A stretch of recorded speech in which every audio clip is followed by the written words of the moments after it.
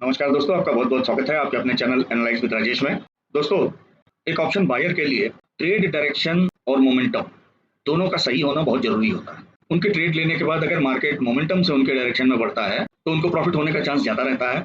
लेकिन अगर market choppy हो जाए या उनके डायरेक्शन के अगेंस्ट जाने लगे तो वहां पे उनका नुकसान होना तय रहता है। लेकिन अक्सर ट्रेडर्स के साथ होता यह है कि जब वो बुलिश ट्रेड लेते हैं तो मार्केट बेरिश हो जाता है, और जब वो बेरिश ट्रेड लेते हैं तो मार्केट बुलिश हो जाता है, या फिर मार्केट में मोमेंटम नहीं रहता है, मार्केट चॉपी हो जाता है। इन सब की वजह से उनका नुकसान काफी होता है। अब इसके पीछे कारण कई हैं। एक तो प्रॉपर मार्केट एनालिसिस नहीं करना, स्पेकुलेशन के बेसिस पे, रिफ्लेक्सेस के बेसिस पे एंट्री लेना, रिस्क रिवार्ड नहीं फॉलो करना, पोजीशन साइजिंग सही नहीं रखना, ओवर ट्रेडिंग करना, इमोशनल रिवेंज ट्रेडिंग करना। There are many factors. अगर आपकी एनालिसिस प्रॉपर होगी तो ट्रेड के गलत जाने के चांसेस काफी कम रहेंगे। तो इससे जो दूसरी गलतियां होती हैं, रिवेंज ट्रेडिंग, ओवर ट्रेडिंग वगैरह, ऑटोमेटिकली कम हो जाती है। इन सब के लिए चाहिए पेशेंस, गलत जगह पे ट्रेड न लेना और सही जगह पे सही एंट्री करना। इसके काफी इंपॉर्टेंट फैक्टर है। इस वीडियो में हम लोग चर्चा करेंगे कि मार्केट की सही एनालिसिस कैसे करें ताकि ट्रेंड और मोमेंटम आपके डायरेक्शन में हो। देखिए, इंडिकेटर वगैरह काफी हेल्प करते हैं, लेकिन प्राइस एक्शन का नॉलेज, इंडिकेटर आप लगाते हो या न लगाते हो, प्राइस एक्शन का नॉलेज काफी इंपॉर्टेंट होता है। क्योंकि कई बार इंडिकेटर आपको बुलिश इंडिकेशन दे रहे होते हैं, लेकिन प्राइस एक्शन आपको एडवांस में बता रहा होता है कि मार्केट हो सकता है बुलिश न जाए। तो इसलिए प्राइस एक्शन की एनालिसिस काफी इंपॉर्टेंट होती है, और ये आपको एज रखने के लिए सीखना ही पड़ेगा। अदरवाइज मार्केट में आप ज्यादा समय तक नहीं टिक सकते हैं, क्योंकि इंडिकेटर आपको सिग्नल तो देंगे लेकिन वो एज नहीं देंगे जो आपको ट्रेडिंग में कंसिस्टेंसी के लिए रिक्वायर्ड है। जब तक प्राइस एक्शन का नॉलेज कम है तब तक इंडिकेटर से काम चलाया जा सकता है, लेकिन लॉन्ग रन के लिए आपको प्राइस एक्शन के बेसिस की एनालिसिस सीखनी पड़ेगी। तो इस वीडियो में हम लोग इसी बात को चर्चा करेंगे कि हम लोग चार्ट को एनालाइज कैसे करें ताकि मेजॉरिटी ट्रेड हमारे फेवर में जाए। यहाँ ये जरूर बता दें कि कोई भी 100% एक्यूरेसी क्लेम नहीं कर सकता है।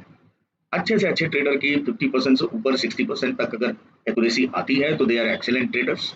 उसके साथ में रिस्क रिवार्ड वगैरह उनको काफ़ी प्रोटेक्शन देते हैं। तो 100% कहीं कुछ नहीं होता है, और आप कितनी भी बढ़िया एनालिसिस कर लें, 100% मार्केट आपके फेवर में नहीं जाएगा। सक्सेस के लिए एनालिसिस, रूल बेस्ड ट्रेडिंग और रिस्क रिवार्ड ये काफ़ी इंपॉर्टेंट होता है। तो चलिए शुरू करते हैं कि एनालाइज कैसे किया जाए। ये हमारे सामने सेंसेक्स का चार्ट है, और सबसे पहले हम लोग आएंगे वीकली टाइम फ्रेम में। अब वीकली टाइम फ्रेम में हमको कई चीज़ें देखना है।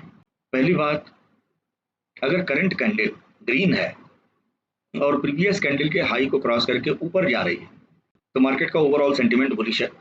वहीं पे अगर वीकली कैंडल रेड है और प्रीवियस कैंडल के लो को क्रॉस करके नीचे जा रही हो तो मार्केट का सेंटीमेंट बेरिश है। ये एक हमको जनरल सेंटीमेंट की आइडिया देता है। अब यहाँ ये भी ध्यान रखना होगा कि वीकली टाइम फ्रेम में बनने वाली कैंडल किस तरह की बन रही है। अगर मान लीजिए कोई इनसाइड कैंडल बनती है, जैसे आप देख सकते हैं कि यहाँ पर इनसाइड कैंडलें बन रही हैं, यानी कि एक ग्रीन कैंडल के न तो कैंडलें हाई को क्रॉस कर रही हैं न लो को क्रॉस कर रही हैं। ऐसी स्थिति में आपको वीकली टाइम फ्रेम में बड़े मूवमेंट मिलने के चांसेस कम हो जाते हैं। उसी तरह से यहाँ भी देखिए इनसाइड कैंडल बनी है, यहाँ पर भी देखिए इनसाइड कैंडल बनी है। जहाँ इनसाइड कैंडलें वीकली टाइम फ्रेम में बन रही हैं वहाँ आप मार्केट में ज़्यादा मूवमेंट का एक्सपेक्टेशन नहीं कर सकते हैं। इसके अलावा ए सीरीज ऑफ इनडिसिसिव डोजी कैंडलें अगर बन रही हैं तो वहाँ भी आप ज़्यादा मोमेंटम की संभावना नहीं रख सकते। वीकली टाइम फ्रेम में मोमेंटम के लिए प्राइस को प्रीवियस कैंडल के हाई को या लो को क्रॉस करना ही होगा, तभी जाकर के आपको अच्छे मोमेंटम मिल सकता है। अब इसके साथ में ये याद रखिए कि करंट या प्रीवियस वीकली कैंडल का लो और हाई ये काफ़ी स्ट्रॉन्ग सपोर्ट एंड रेजिस्टेंस होते हैं।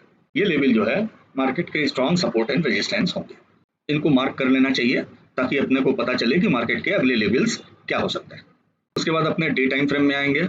वीकली में हमने देखा कि करंट कैंडल प्रीवियस कैंडल के हाई को क्रॉस कर रही है, लेकिन डे टाइम फ्रेम में हमको क्या दिखाई दे रहा है कि करंट कैंडल प्रीवियस कैंडल के इनसाइड बनी है। इनसाइड कैंडल जब तक प्रीवियस कैंडल के हाई को या लो को क्रॉस नहीं करती है तब तक वो इनडिसिसिव कैंडल है, यानी कि मार्केट चॉपी रहेगी। प्रीवियस कैंडल का हाई और लो इसके लिए सपोर्ट एंड रेजिस्टेंस का काम करेंगे। इसके अलावा डे टाइम फ्रेम में प्रीवियस स्विंग हाई स्विंग लो भी इंपॉर्टेंट लेवल्स रहेंगे। अब यहाँ ये भी ध्यान रखिए कि वीकली कैंडल का high and low they will serve as stronger support resistance than daily candles swing high, swing low और हाई एंड लो। आप इनको अलग अलग कलर से मार्क कर सकते हैं। उसके बाद हम लोग आ जाएंगे 2 आवर्स टाइम फ्रेम में। 2 hour time frame short period के ट्रेंड को एनालाइज करने के लिए काफ़ी क्रूशियल होता है, और यहाँ के जो स्विंग हाई स्विंग लो है ये छोटे टाइम फ्रेम के लिए काफ़ी महत्वपूर्ण होते हैं। अब जैसे ये हमारा स्विंग हाई है और ये हमारा स्विंग लो है, जो कि इमीडिएट सपोर्ट या रेजिस्टेंस की तरह काम करेगा। और यहाँ पे हम लोग देख पा रहे हैं कि 2 दिन से, बल्कि कई दिनों से मार्केट एक तो इसके हाई को नहीं क्रॉस कर पाया, और हाई को क्रॉस किया भी तो इसी रेंज में लिंगर कर रहा, यानी कि ये लेवल काफ़ी स्ट्रांग लेवल है। अब जब तक मार्केट इसके हाई को या लो को क्रॉस नहीं करता तब तक डिसिसिव मोमेंटम आना मुश्किल है।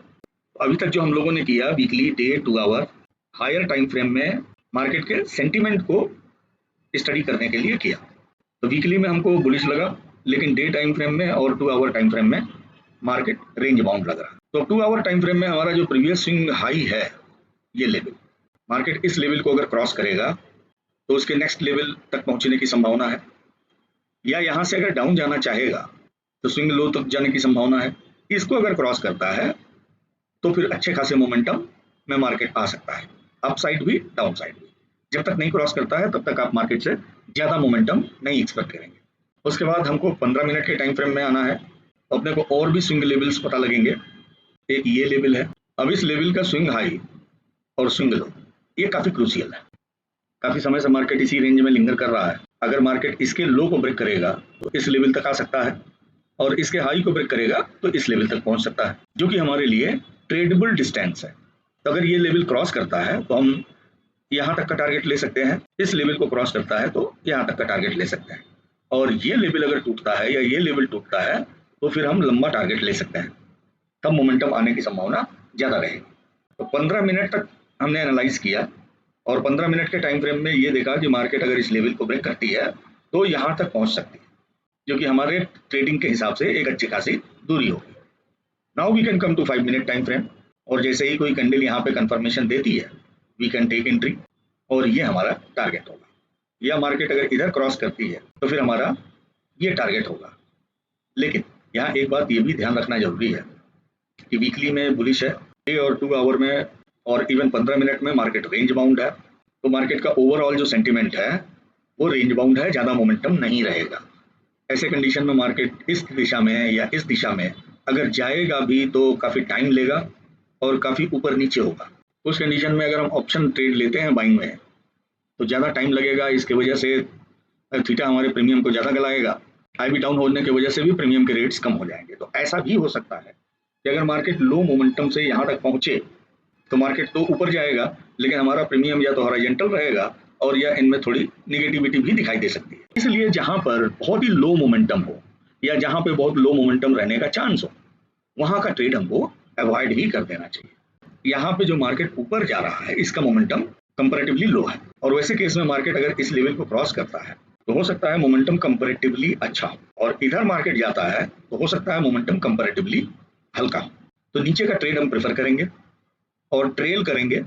बाई चांस अगर ये लेवल क्रॉस हो जाता है फिर हमारा नेक्स्ट लेवल जो है ये आ सकता है, और यहाँ से हम इस लेवल तक का एक्सपेक्टेशन भी रख सकते हैं। और इसके पीछे लॉजिक ये है कि ये जो गैप खुला ये एग्जॉशन गैप है, और मार्केट यहाँ से शार्प डिक्लाइन किया तो एक राइजिंग वेज बनाया, और राइजिंग वेज के बाद में अगर मार्केट नीचे आता है तो अच्छे खासे मोमेंटम से नीचे जा सकता है, लेकिन ऊपर में मोमेंटम आने की संभावना कम दिखाई देती है।